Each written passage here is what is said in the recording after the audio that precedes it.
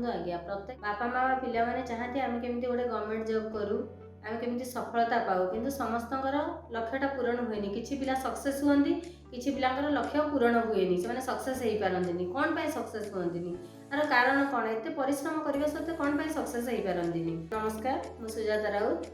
मु चलित वर्ष सीबीटी एग्जाम रे 99% स्कोर करिकी गवर्नमेंट हाई स्कूल रे टीचर भाव में नियुक्ति पाई। जो मैंने टीचर जॉब पाइबा इच्छा प्रकाश कर सफलता इच्छा कर मो विषय किसी सूचना देवी। मुझे कौन करी सफलता पाइली, मो प्रिपेरेसन प्रणाली केमती थिला, मु कौन फॉलो करूली, क्या गाइडेंस नहीं मुझे विषय कहबी। प्रथमे आम सफलता पाइबा हेले प्रथमे आमको बेस्ट प्लेटफॉर्म चूज करने पड़ो, बेस्ट गाइड चूज करने पड़ो।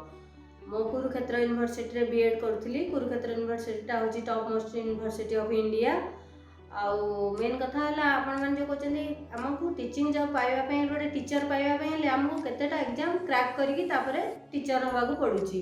प्रथमे ओटीटी, ओएसटीटी, सीटीटी, तापर नेक्स्ट सीबीटी एग्जाम क्वालिफाई है आमको टीचर जॉबटे मिलूची। किंतु मु प्रथमे कहबी आमको ये सब जिनस क्रैक करने फंडामेंटाल जिनस हूँ आम जो बीएड पाठ्यक्रमटा प्रथम पढ़ुचे सेटा को प्रथमे भल भाव में पढ़ा दरकार। आम फंडामेंटाली क्लीयर हवा दरकार, रेगुलर क्लास करवा दरकार, रेगुलर पाठ पढ़ा दरकार। आम एमती भावानी आम जो मन से गोटे बीएड करदे आम गोटे डिग्री हासिल करदे टीचर जॉब पाइबा, सेमती कले सहज नुहे। टीचर जॉब पाइबाटा एत सहज साध्य नुहे। प्रथमे आमको प्रति जिनस जानापी पड़ो, बीएड पाठ्यक्रम कौन ता भीतर को जाई तार फंडामेंटाल जिनस जानापी पड़ो। एगुड़ा कौन आमको ओटीटी, ओएसटीटी, सीटीटी क्वालिफाई करने आमको एगुड़ा सहज हम। आम जब बीएड पाठ्यक्रमटा 50% 60% जानी आम इजिली एगुड़ा क्रैक कर सहित सीबीटी क्वालिफाई करने आमको 9th 10th पेपर गुड़ा देखापी पड़ो, आम सब्जेक्ट पेपर देखापी पड़ो।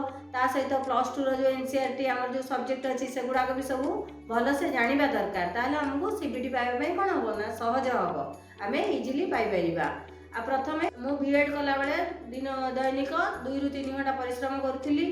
तापर सीबीटी एग्जाम करने मत 1 ईयर प्रिपेयर करा पड़ा। मेनली 1 ईयर ना भी जब 6 ରୁ 8 मंथ आप हार्डली वर्क करेंगे सहजरे भी पाइपर। तापाई आप बेस्ट इंस्टीट्यूट भी चूज करने पड़ो, बेस्ट गाइड। मो साई इंस्टीट्यूट को मोर बेस्ट प्लेटफॉर्म हिसाब से नहीं, मोर बेस्ट गाइड थे सुब्रत राय सर, जहाँकि साई इंस्टीट्यूट आम इजिली सब जिनस पाइपे। आम सक्सेस हाँपाई जहाँ जहाँ दरकार साई इंस्टीट्यूट आमको ही सहजरे मिलूला। सेठिकार टीचिंग फैकल्टी माने बहुत उच्च कोटीर थे, से शिक्षादान प्रणाली बहुत उच्च कोटीर। आम राय सर जी थे, मिशन थिला मो पाखक जो पिला माने आशा भरोसा आसुचंती से सहजरे सफल केमती हुंतु। से मिशन थिला मोर प्रतिटी पिला सफलता केमती पांतु। आ गोटे पिला सफलता न पाइबा जाए से पछरे पूरा लगी जाती, माने इमोशनली सपोर्ट तार कॉन्फिडेंस बढ़ाती। एमती कि इकोनॉमिकल सपोर्ट भी करिसेंती। बहुत आमर सब सांगसाथी माने बहुत गरीब छात्र छात्री मानू से मागणार भी शिक्षादान देइछंती। तेणुक मु चाहूँगी आपण मैंने जदि निजर लक्ष्य पूरण करने चाहूँगी गोटे गवर्नमेंट टीचर हाँपाई चाहूँगी आपण साई इंस्टीट्यूट को ही बाछंतु। मो मतरे मु तो अलग इंस्टीट्यूट विषय जानी ना, मु साई इंस्टीट्यूट विषय ही पढ़ी, से इंस्टीट्यूट विषय ही कहबी।